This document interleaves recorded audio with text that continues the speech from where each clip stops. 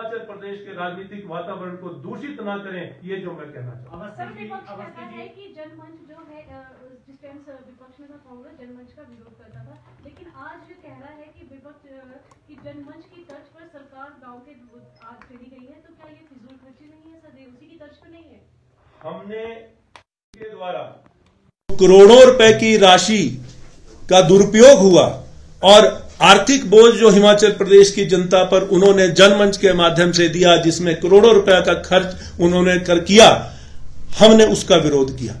हमने जनमंच में जो मुद्दे उठते हैं, जनता द्वारा जो मुद्दे उठाए जाते हैं, जनहित की जो समस्याएं होती हैं, उनका कभी विरोध नहीं किया। ये जो हमारा जनमंच होगा उसमें कोई इस तरह की जो फिजूल खर्ची नहीं होगी, ये मैं कहना चाहता हूं। उसमें सिर्फ जो हमारे जनहित के मुद्दे हैं उनकी सुनवाई होगी, जो समस्याएं हैं उनका समाधान होगा। ये जो है ये परिवर्तन है, ये व्यवस्था परिवर्तन। अवस्थी जी, आपने पक्ष रखा कि मुख्यमंत्री का कोई लेना देना नहीं था। ठीक है, सरकार ने अपनी बात कही, पर क्या आपने अपनी जांच एजेंसी से ये पूछा है कि क्या आपके पास इतना समय है कि आप एक समोसे की जांच करें? देखिए, ये तो आज आपने प्रश्न पूछा, अब और जब इस तरह की बात उठी है तो कार्रवाई तो होती है, और जब ये बात इतनी आगे बढ़ी है तो इस पे जवाबदेही भी उन लोगों की होगी जो इसमें जिम्मेवार हैं। तो ये तो एक रूटीन प्रोसेस है, और इसको इस तरह के रूटीन प्रोसेस को अगर हम एक मुद्दा बनाएं या हाईलाइट करने की कोशिश करें, तो मैं समझता हूं कि जो हमारे अन्य महत्वपूर्ण मुद्दे हैं, जो हमारी सरकार की एक जो कमिटमेंट है प्रदेश की जनता से, हम उससे भटकाने का प्रयास करते हैं, और यही भारतीय जनता पार्टी के नेता कर रहे हैं। क्योंकि आज उनको यह लग रहा है कि जिस तरह के जो योजनाएं जो है, चाहे वो बड़ी योजनाएं हैं, चाहे वो हिमाचल प्रदेश को स्वावलंबी और आत्मनिर्भर बनाने की योजनाएं हैं, आज दिख रहा है कि जिस तरह की योजनाएं माननीय मुख्यमंत्री जी के नेतृत्व में प्रदेश सरकार ला रही है, उससे आने वाले समय में इनको खतरा महसूस हो रहा है। ये तो सत्ता के लोग ही हैं, ये सत्ता के लालची लोग हैं, जो सत्ता के लालच में जिन्होंने एक खरीद फरोख्त की मंडी बनाने का प्रयास हिमाचल प्रदेश की विधानसभा को किया, ये कभी भी आने वाले समय में जो है ये कभी जनता, प्रदेश की जनता नहीं भूलेगी। ये काला इतिहास जो है ये दर्ज हो चुका है, और इसकी जवाबदेही भी इनको आने वाले समय में देनी पड़ेगी, ये मैं कहना चाहता हूँ। वैसे एक बात और आती है कि ये जो अफसरों की जो लड़ाई है ना, उससे ये कितनी बार आई है। अंदरूनी मामला बेशक था, ये विभागीय मामला था। क्या ऐसा कुछ है कि पुलिस के विभाग के अधिकारी, सीआईडी के अधिकारियों में कोई आपसी लड़ाई चल रही है और उसका नजला जो है वो इधर सरकार पर गिर गया? अगर ऐसा है तो क्या कोई सरकार कार्रवाई करेगी? नहीं, देखिए, ऐसा मेरी नेता के ऊपर, एक भी मंत्री के ऊपर जो है भ्रष्टाचार का आरोप नहीं लगा है, और जबकि भारतीय जनता पार्टी की सरकार बनते ही जो है वो विवादों में आ गई थी।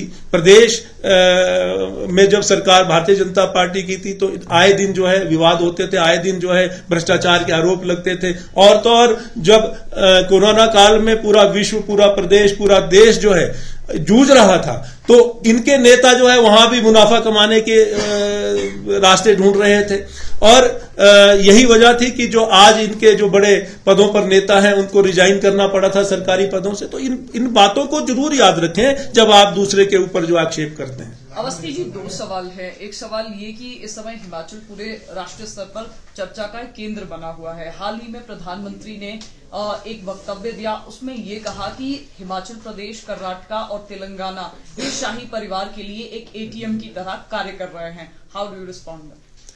अब एटीएम की क्या परिभाषा है ये तो वही बता सकते हैं, और ये किस संदर्भ में उन्होंने कहा, तो इसका मतलब उनको इस बात का ज्ञान है और वो उसके बारे में उन्होंने प्रयास किए होंगे। तो मैं समझता हूं कि ये एक गिल्टी जब कोई व्यक्ति गिल्टी कॉन्शियस होता है तो दूसरे पर जो है वो उस तरह के आरोप लगाना शुरू करता है।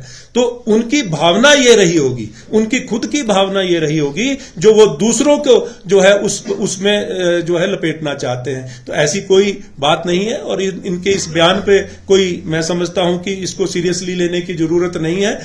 देखिए, हाथ कंगन को आरसी क्या, पढ़े लिखे को फारसी क्या।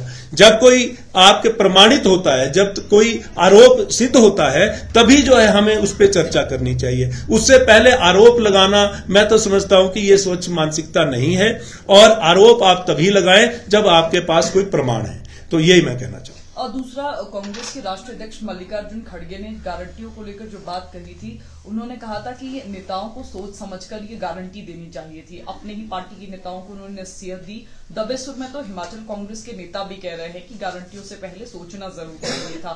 और आपको नहीं लगता जिस तरह ओपीएस है, बहुत सारे बोर्ड कॉर्पोरेशन है, जैसे पहले बात हो रही थी कि उनमें ओपीएस बहाल नहीं हुई है, वादे बहुत ज्यादा कर दिए गए थे, लेकिन अब पूरा करने में समस्याएं चाहे फाइनेंशियल हो बहुत सारी आ रही हैं। देखिए, जब हमने ये फैसला लिया कि हमें ओपीएस बहाल करनी है, तो उसके क्या नकारात्मक प्रभाव होंगे उस पर भी चर्चा हो चुकी थी, लेकिन एक कमिटमेंट थी और ये एक ट्रस्ट है। जो लोकतंत्र का सबसे जो सुखद पहलू है, जो सबसे महत्वपूर्ण पहलू है, वो है विश्वास। और जो ये एक विश्वास ही एक ऐसी कड़ी है जो आम जन को, एक मतदाता को नेता से जोड़ती है। और अगर हम कोई कमिटमेंट करते हैं, हमने कोई वादा किया है प्रदेश की जनता से, उसको अगर हम पूरा ना करें तो विश्वास टूटता है। और यही विश्वास को बनाए रखने के लिए हमने उस नकारात्मक जो उसका पहलू था उस पर भी हमने गौर फरमाया, और उसके बावजूद जो हमने ओपीएस जो है लागू करी है। और आप जो लुभावने वादों की बात करते हैं कि चुनाव पूर्व जो है वो नहीं करने चाहिए, सोचना चाहिए, तो मैं ये कहना चाहूंगा कि आज महाराष्ट्र में चुनाव है। महाराष्ट्र के चुनाव में भारतीय जनता पार्टी का घोषणा पत्र पढ़ लीजिए। भारतीय जनता पार्टी के नेता जो है वो किस तरह जो है लुभावने वादे कर रहे हैं। अगर उनके द्वारा गुड गवर्नेंस होता, उनके द्वारा कोई लोगों में लोकप्रियता हासिल होती अपनी सरकार के रहते, तो आज उनको इस तरह के लुभावने वादे जो है वो क्यों करने की जरूरत पड़ती। मैं ये कहना चाहूंगा कि ये सत्ता लोभी पार्टी है, ये सत्ता में रहना चाहते हैं और सत्ता में रहने के लिए हर हथकंडे ये अपना रहे हैं, यही मैं कहना चाहूंगा। अवस्थी जी, प्रदेश की वित्तीय स्थिति क्या इस वक्त ठीक है?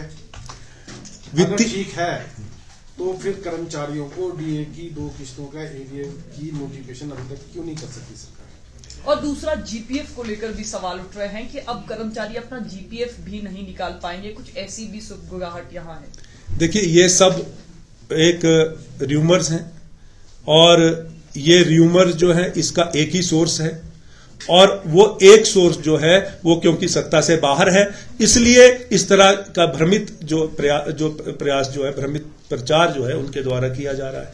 और हिमाचल प्रदेश की जो जब सरकार बनी थी, तो सरकार बनने के साथ ही हमें विरासत में 90,000 करोड़ रुपए का ऋण भी हमें मिला था, कर्ज भी मिला था, जो पूर्व सरकार द्वारा दिया गया था।